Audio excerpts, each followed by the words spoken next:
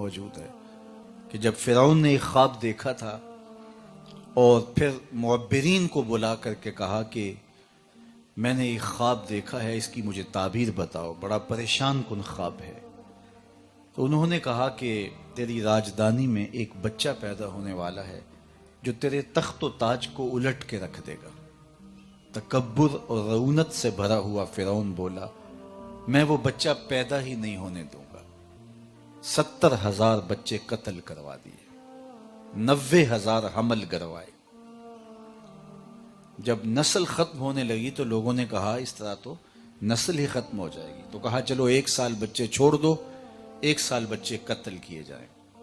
جس سال بچے قتل کروائے جاتے تھے اس سال حضرت موسیٰ علیہ السلام کی ولادت ہوئی، اور جس سال بچے چھوڑے جاتے تھے اس سال حضرت ہارون علیہ السلام پیدا ہوئے. حضرت موسیٰ علیہ السلام کی جب ولادت ہوئی تو ام موسیٰ سلام اللہ علیہا سخت پریشان ہو گئی کہ میری گود سے فرعون کے سپاہی بچہ چھین کے لے جائیں گے اور پھر اسے قتل کر دیں گے. یہ تڑپتی ہوئی ماں کی ممتا کی بے قراری. اللہ اکبر. آج ہم روہنگیا مسلمانوں کی حالت دیکھتے ہیں تو ذرا اندازہ ہوتا ہے کہ ماں کو اولاد سے کتنا پیار ہوتا ہے، اور پھر اس آسمان کے نیچے اس زمین پر یہ وہ مظلوم طبقہ ہے کہ 21ویں صدی میں دنیا بس رہی ہے لیکن ماؤں کے پیٹ چاک کر کے، حاملہ ماؤں کے پیٹ چیر کر کے بچے نکال کے ان کے سامنے کاٹے جاتے ہیں. تو ام موسیٰ سخت پریشان ہوئیں تو اللہ نے حضرت موسیٰ سلام اللہ علیہ کی والدہ کی جانب وحی کی گھبرانے کی ضرورت نہیں ہے، اس بچے کو ایک صندوق میں ڈالو اور دریائے نیل کی موجوں کے سپرد کر دو، پھر میری قدرت کے تماشے دیکھو. ام موسیٰ ایک صندوق تیار کرتی ہیں جس کے بالائی حصے میں سوراخ رکھے گئے تاکہ روشنی اور ہوا کی گزرگاہ رہے. بیٹے کو وہاں بٹھایا اور دریائے نیل کی موجوں کے سپرد کیا. اللہ کے وعدے پہ مطمئن ہو کر حضرت موسیٰ سلام اللہ علیہ کی والدہ ماجدہ واپس گھر پلٹ آئیں، لیکن ہمشیرہ سے رہا نہ گیا. وہ دریا کنارے کنارے چلنے لگی، اور جب صندوق ڈوبنے لگتا تو بہن کا کلیجہ بھی ڈوب جاتا، اور جب وہ صندوق تیر کے سطح آب پہ آتا تو دکھی دل بہن کو قرار نصیب ہوتا. تو اللہ کا کرنا ایسا ہوا کہ پانی کا بہاؤ اس صندوق کو ادھر لے گیا جدھر فرعون کے محلات تھے. شام کا وقت تھا.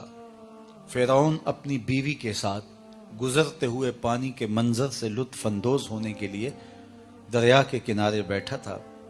چونکہ یہ اولاد سے محروم تھے، دل بہلا رہے تھے کہ پانی کے دوش پر ایک صندوق آتے ہوئے دیکھا. تجسس اور شوق کی چنگاریاں روشن ہوئیں، اور غوطہ خوروں کو کہا کہ اس صندوق کو نکال کے لاؤ، ہم دیکھیں اس میں کیا ہے. جب صندوق کو کھولا گیا تو کیا دیکھا کہ ایک خوبصورت بچہ مسکرا رہا ہے. تو زوجہ فرعون جن کا نام آسیہ ہے بے ساختہ پکارنے لگی کہ یہ بچہ تو میری آنکھوں کی ٹھنڈک ہے اور اس کو ہم اپنا بیٹا بنا لیتے ہیں. علماء نے لکھا کہ نبی کے ساتھ کیا گیا پیار رائے گاں نہیں جاتا. اللہ نے اس خاتون کو بعد میں ایمان نصیب کر دیا. اور اگر فرعون بھی کہہ دیتا کہ ہاں میری آنکھوں کی بھی ٹھنڈک ہے، رب یہ نہ دیکھتا اس نے دعویٰ کیا کیا، یہ دیکھتا میرے نبی سے پیار کیا، اللہ اسے بھی ہدایت دے دیتا. خیر اس کا مقصود نہیں تھا، لیکن یہ طے پا گیا کہ اسے اپنا بیٹا بنا لیتے. سب سے پہلی فکر دودھ کی تھی. شاہی دائیاں بلوائی گئیں، لیکن حضرت موسیٰ علیہ السلام کسی خاتون کا دودھ نہیں پیتے. سخت پریشانی بن گئی. اللہ قرآن میں فرماتا ہے ہم نے ان پر حرام کر دیا تھا کہ اپنی ماں کے علاوہ کسی اور خاتون کا دودھ ہی نہیں پینا. اب یہ پریشان، جو دائی دودھ پیش کرتے یہ منہ پھیر لیتے. اتنے میں کنارے کنارے چلتے چلتے ہمشیرہ بھی موقع پہ آ پہنچی. اور اس مصیبت میں نے پھنسا دیکھا تو کہا ایک دائی میری نظر میں بھی ہے جس کا دودھ بچے رغبت سے پی لیتے ہیں. تو انہوں نے کہا دیر کا ہے کہ جلدی اسے بلا کے لا. وہ گئیں اور اپنی ماں کو ہی بلا لائیں. انہوں نے دودھ پیش کیا, حضرت موسیٰ علیہ السلام نے پی لیا. تو فرعون نے کہا اے خاتون میرے اس بیٹے کو تم نے دودھ پلانا ہے. رہائش بھی قریب کر دی. فرعون کہتا تھا میں وہ بچہ پیدا نہیں ہونے دوں گا. رب نے کہا مجھے رب نہ کہنا اگر تیرے گھر میں پال کے نہ دکھایا تو. اب سوال یہ ہے کہ اپنی ماں کے علاوہ کسی اور خاتون کا دودھ پینا نبی کی شان کے لائق نہیں, تو میرے اور آپ کے آقا و مولا حضور نبی رحمت صلی اللہ علیہ وآلہ وسلم نے حضرت حلیمہ سعدیہ کا دودھ کیوں پیا؟ اس کے علاوہ بھی خواتین کا حضور نے دودھ پیا.